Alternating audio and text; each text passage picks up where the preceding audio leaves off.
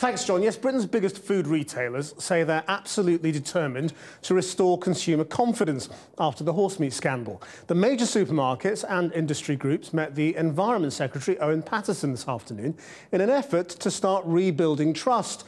But they're still struggling to get their message across, as our business correspondent Siobhan Kennedy reports. One by one they arrived. Supermarket bosses, suppliers, food associations.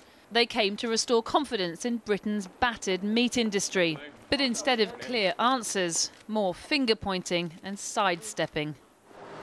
If the aim was to rebuild confidence, it appears to be having the opposite effect. A survey today found that more than 65% of people now trust food labels less after traces of horsemeat were found in products from frozen burgers to bolognese sauce.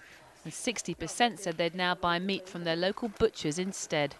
The who's who of Britain's supermarkets and meat processing industry came here today to tell ministers how they plan to restore confidence after the horsemeat scandal.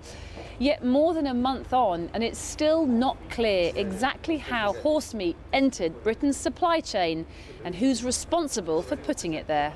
Can we ask how the summit went, how you're going to restore confidence? But for an industry desperate to communicate, they weren't very talkative today. No comments? Not commenting at the moment. Can we ask how the summit was? Can we ask a quick question? No comments at the moment. No comment? No? Can we ask how you're going to restore confidence? Can we ask how the meeting was, please? Even Britain's biggest retailer, Tesco, didn't seem to want to reassure its customers. How will you restore confidence, can you say? Thank you very much. The boss of the Farmers' Union did speak, though.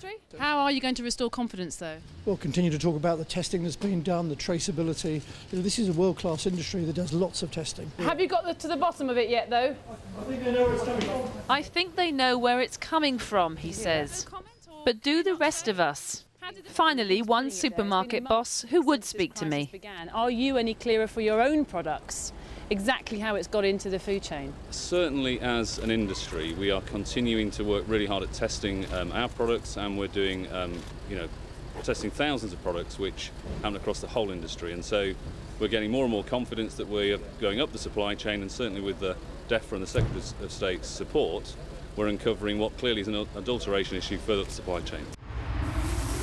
An adulteration issue that one Scottish minister admitted wouldn't be solved anytime soon. The Food Standards Agency and other authorities are investigating this thoroughly, so we have to wait for how this exactly happened. We're not at the bottom of it yet. It's quite clear there's going to be more revelations over the coming weeks and potentially months.